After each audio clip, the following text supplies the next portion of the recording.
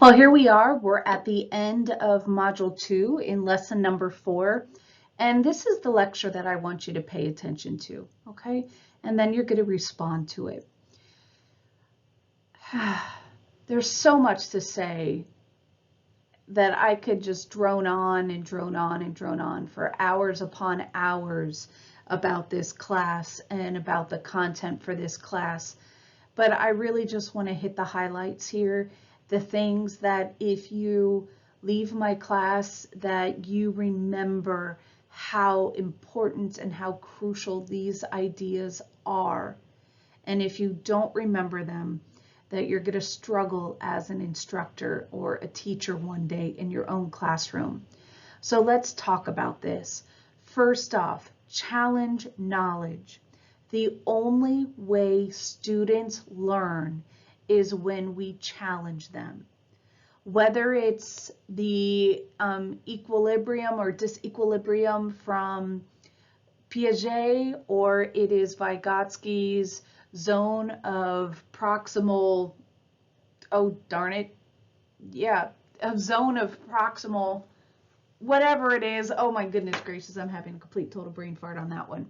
Anyway, the zone of proximal knowledge, goodness gracious. Both of them tell us that the students have to be challenged. They have to be pushed outside of their comfort zone in order to learn. Okay, they have to be pushed outside of their comfort zone. And it's not just in content knowledge that you need to push them. You also need to give them moral dilemmas. By giving them moral dilemmas, they learn to better understand themselves, to have a stronger sense of self, their belief in self-efficacy, and being able to impact the world around them grows stronger with each of those.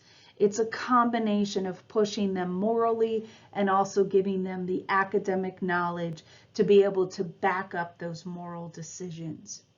We need to understand that individual students' personalities and temperaments are going to influence your classroom. You will be amazed.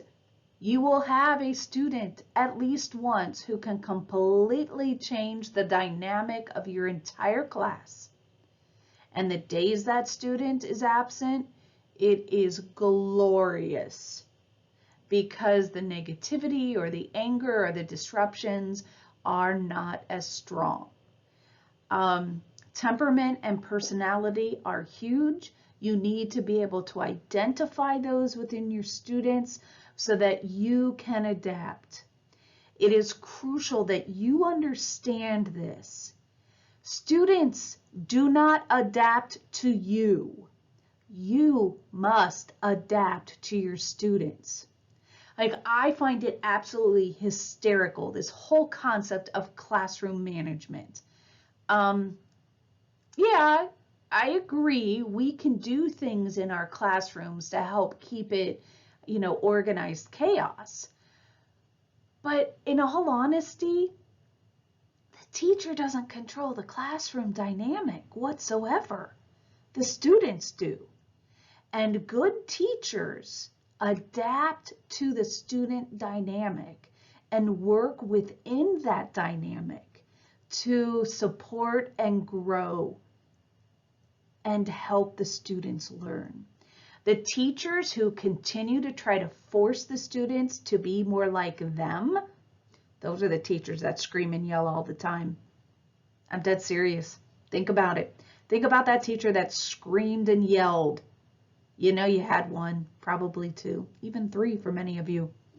Those are the ones who were trying to make students mimic what they wanted. Whereas the teachers who embraced the dynamic are the ones who just went along with the flow and created organized chaos that touched upon the personalities and temperaments of all of the students. It's also important for you to pay attention to the peer relationships that are being created in your classroom. Hello, bullying.